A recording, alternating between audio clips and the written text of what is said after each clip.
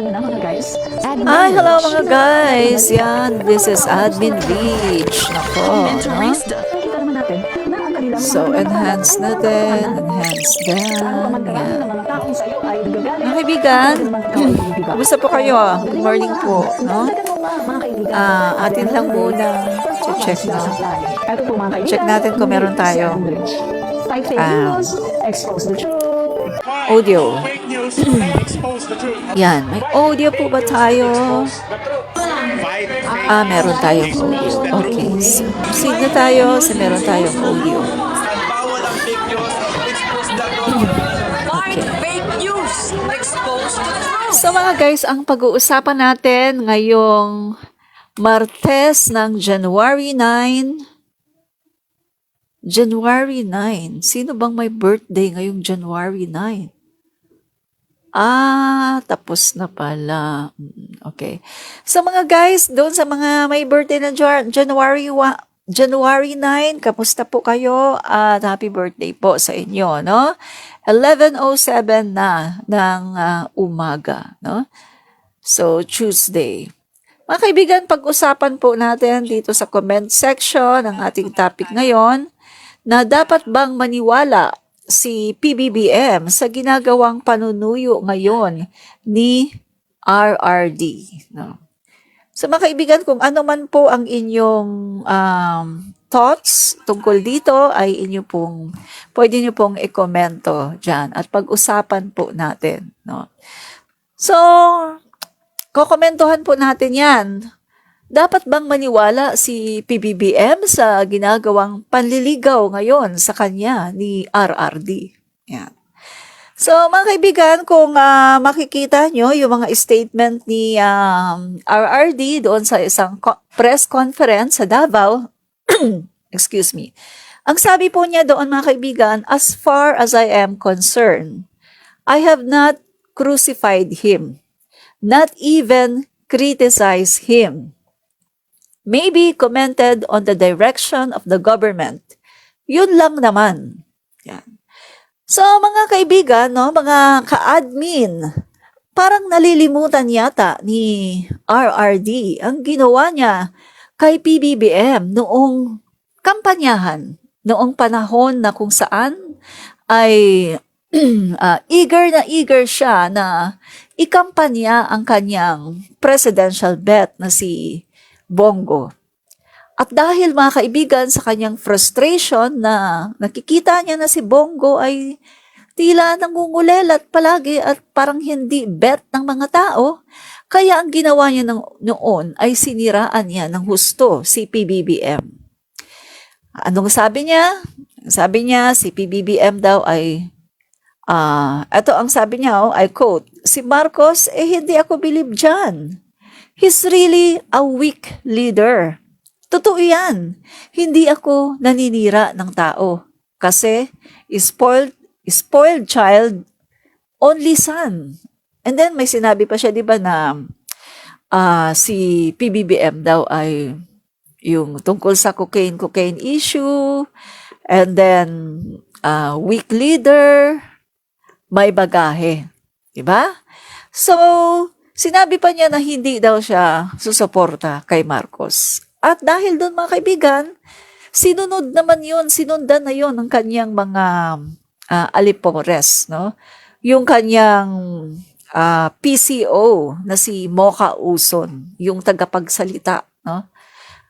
So, kung titignan natin mga kaibigan, during the time pa lang ng kampanyahan, ay binabagsak na niya si PBBM. Crucify na niya, ipinako na niya sa krus. So ano yung sinasabi niya dito mga kaibigan? January 7, 2024, ang sinabi niya ay, as far as I am concerned, I have not crucified him, not even criticized him. Mga kaibigan, ano ba ang tingin niyo dito sa sinabi niya na si Marcos ay hindi daw siya believe, weak leader, spoiled brat? Ano bang tingin nyo doon mga kaibigan? Di ba? Hindi pa ba yun pagkukrucify sa tao? Hindi pa ba yun paghuhusga sa tao? Anong tingin nyo? Hindi pa ba yun, mga kaibigan? Kasi para sa akin, no, yung ginawa niya na pagsasalita niya on public na si PBBM, hindi daw siya believe dahil nagko-cocaine, spoiled brat, may bagahe, weak leader. Para sa akin, mga kaibigan, yun ay isang malaking paninira. Crucify na niya, ipinako na niya sa krus si PBBM noon pang panahon ng kampanyahan. Ngayon, ano itong sinasabi niya na hindi naman daw niya criticize si PBBM? So, nakakalimutan ba ng dating Pangulo ang kanyang ginawa? Or baka naman siya lang talaga, mga kaibigan, ay medyo nauulyanin na. Diba? Kasi malinaw na malinaw eh. At dahil doon sa kanyang sinabi, sinundan yan ng mga opposition. No, yung Liberal Party, mga tinatawag natin ngayon na pinklawan. At yung kanyang mga influencer, talagang sinundan yan. Even si Mocha Uson na napakalapit sa kanya, yung kanyang PCO, mga kaibigan, PCO chairman, ay talagang nangampanya at sinabi sa mga tao, huwag kayo dyan. Kung talagang mahal niyo si RRD, huwag kayo dyan, dito na kayo. Kasi ang sabi ni RRD, ayaw niya kay PBBM dahil weak leader, may bagahe, nagko-cocaine, spoiled brat. At sinundan pa ng paboritong vlogger ni RRD, si Bayadbay, na araw-araw ay talaga namang kanilang tinutuligsa, sinisiraan, below the belt si PBBM.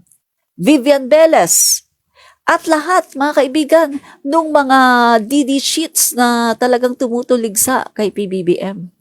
At dahil dyan sa sinabi na yan ni RRD, up to now, na presidente na si PBBM, ay ginagamit pa yan. So, ibig sabihin, ang laki ng impact. Nung sinabi ni RRD yun, napakalaki ng impact. At hindi man lang siya nagkaroon ng lakas ng loob na i-correct, no? Itama yung kanyang sinabi. Kasi kung talagang sincere siya dito sa sinasabi niya, dapat ay itinama niya ang kanyang mga statement at sinabi niya na humihingi ako ng tawad sa mga taong bayan, maging sa Pangulo, PBBM, kasi napakaaga na siya ay aking hinusgahan. Yung sinabi ko noon na siya ay weak leader, nung sinabi ko noon na siya ay spoiled brat, yung sinabi ko na siya ay ano ba to? Hindi ako believe sa kanya dahil siya ay nagko-cocaine. Ngayon, mga kaibigan, mga kababayan, binabawi kong lahat yon dahil yun pala ay hindi totoo. Sana gumawa siya ng ganong statement. Kung talagang sincere siya sa sinasabi niya ngayon na as far as I am concerned, I have not crucified him, not even criticized him. Diba? So kung talagang totoo ang sinasabi niyang ito, mga kaibigan, china-challenge ko si Digonio, no? Na lumabas ka, magpa-interview ka at humingi ka ng tawad sa publiko na nasaktan sa iyong mga statement. Humingi ka ng tawad kay PBBM at bawiin mo ang lahat ng sinabi mo at sabihin mo na hindi pala totoo na nung mga panahon na hinusgahan mo siya, hindi pa man siya presidente, ay hinusgahan mo na. Humingi ka ng apology, humingi ka ng tawad sa taong bayan. Sabihin mo, I'm sorry, nagkamali ako, hindi naman pala totoo na si PBBM ay weak leader. At hindi naman pala totoo yung mga sinasabi ko. China-challenge kita, Digonio, lumabas ka. Magpa-interview ka sa mga tao. Digonio, ito na ang oras mo.